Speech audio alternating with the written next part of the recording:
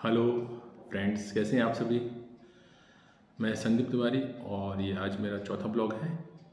और third blog के लिए जो आप सभी का रिस्पांस मिला उसके लिए मैं थैंक यू बोलना चाहूँगा।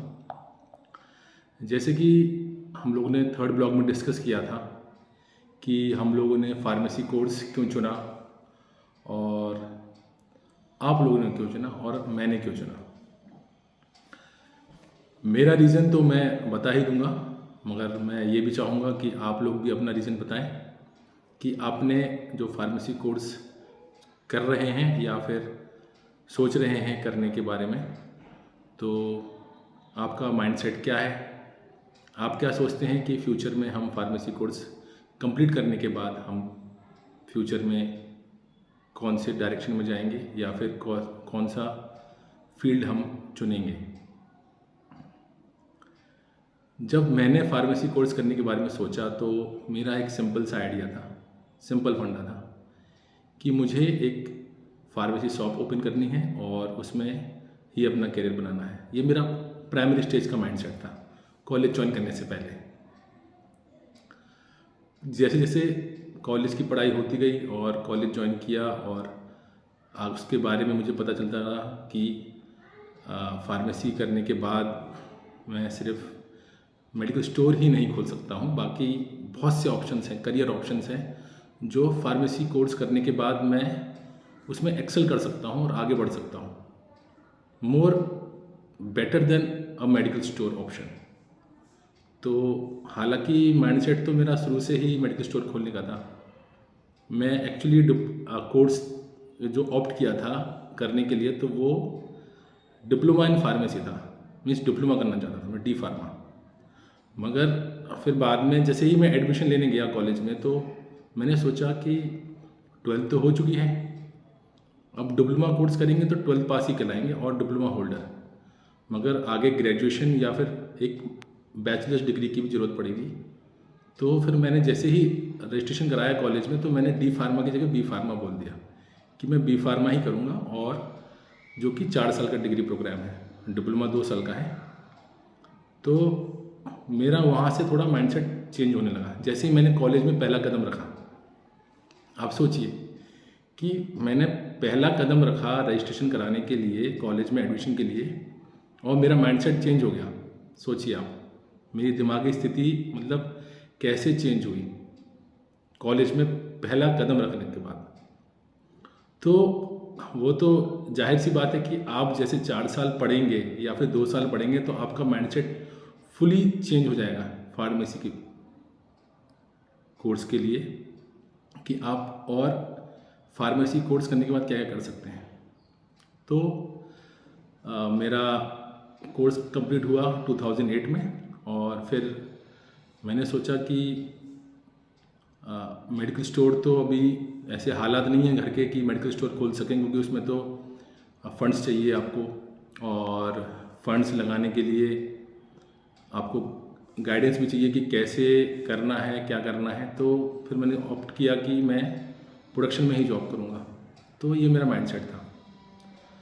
तो फिर हालांकि फिर ख़त्म कोर्स हुआ, फिर उसके बाद मैंने जॉब ढूंढा, जॉब किया और मोर देन 10 इयर्स का एक्सपीरियंस भी लिया मैंने प्रोडक्शन में, क्वालिटी डिपार्टमेंट में, क्यूए में, क्वालिटी एश्योरेंस। और बहुत सारी कंपनीज में मैंने, बहुत सारी तो नहीं कह सकते, कुछ 3-4 कंपनियों में काम किया, जो कि मेरा उसमें 11 साल का अनुभव रहा और मेरा जो अनुभव रहा वो बहुत ही बढ़िया रहा। तो मैं ये चाहता हूँ और ये जानना चाहता हूँ आप लोगों से कि आप लोग क्या सोचते हैं, आपका माइंडसेट क्या है।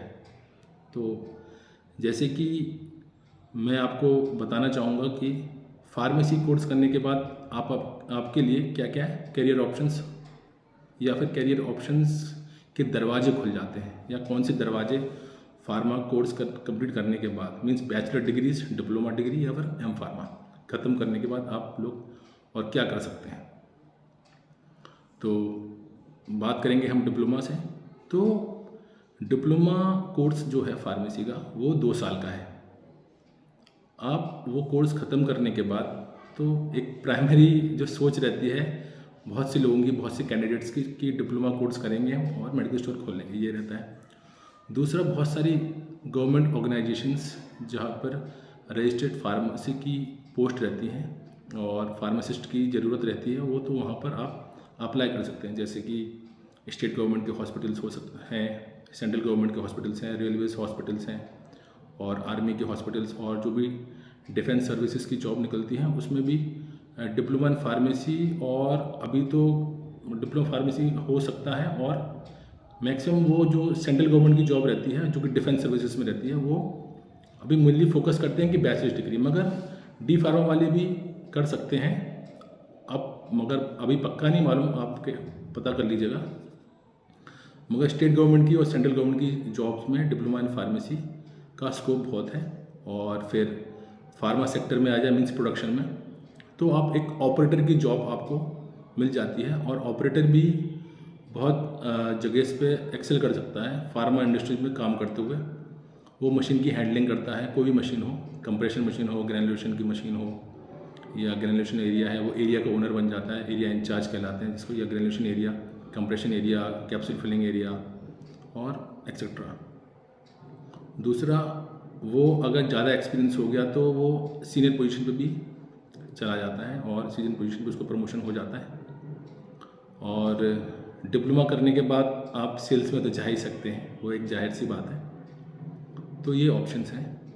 और बैचलर्स डिग्री करने के बाद आप को बहुत सारे options, means more than diploma, diploma में जो ऑप्शंस होते हैं उससे भी ज़्यादा ऑप्शंस मिल जाते हैं। बी फार्मा करने के बाद तो आपके लिए दरवाजे, आपका जो स्वर्णिम करियर जो है आपको मिलता है, और आप उसमें जाके बहुत एक्सेल कर सकते हैं। बैचलर्स डिग्री की बात करी जाए तो आप उसमें स्टेट गवर्नमेंट की जॉब्स में भी अप्लाई कर सकते हैं, सेंट्रल गवर्नमेंट की भी जॉब्स में अप्लाई कर सकते हैं, डिफेंस सर्विसेज में भी जा सकते हैं। और on the contrary, B pharma एक बैचलर्स डिग्री है, मीन्स स्नातक कोर्स है, अंडर ग्रेजुएट। तो जो भी अंडर ग्रेजुएट को डिग्री करने के बाद जो भी सरकारी जॉब्स होती हैं या फिर प्राइवेट जॉब्स होती हैं, तो उसके लिए आप एलिजिबल हो जाते हैं, इंक्लूडिंग सिविल सर्विसेज और रेलवेज के अदर सेक्टर्स की जॉब। मींस फार्मेसी छोड़ के, फार्मास्यूटिकल इंडस्ट्रीज में तो ठीक है, या फार्मेसी सेक्टर में ठीक है, या फार्मासिस्ट की जॉब तो ठीक है, मींस आपके पास एक स्नातक की डिग्री हो चुकी है, आपके पास है, तो आप उसमें भी मीन्स अदर देन फार्मेसी वाले बैकग्राउंड वाली जॉब्स के अलावा भी आप अप्लाई कर सकते हैं, क्योंकि आप एक ग्रेजुएट हो चुके हैं।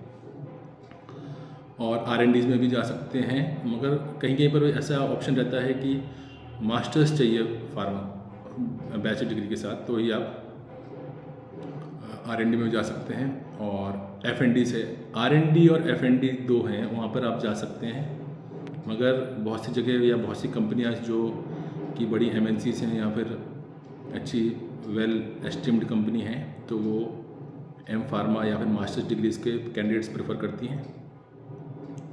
और मास्टर्स डिग्री करने के बाद तो आपके लिए दरवाजे खुल जाते हैं, आप R&D में भी जा सकते हैं, आप F&D में भी जा सकते हैं, आप प्रोडक्शन में भी जॉब कर सकते हैं, आप सेल्स में भी कर सकते हैं। सेल्स में करने के बाद आप प्रोडक्ट मैनेजर भी बन जाते हैं, और प्रोडक्शन में करते हुए मींस प्रोडक्शन के बहुत से डिपार्टमेंट्स रहते हैं, quality, production, QC, quality control, और आपके मींस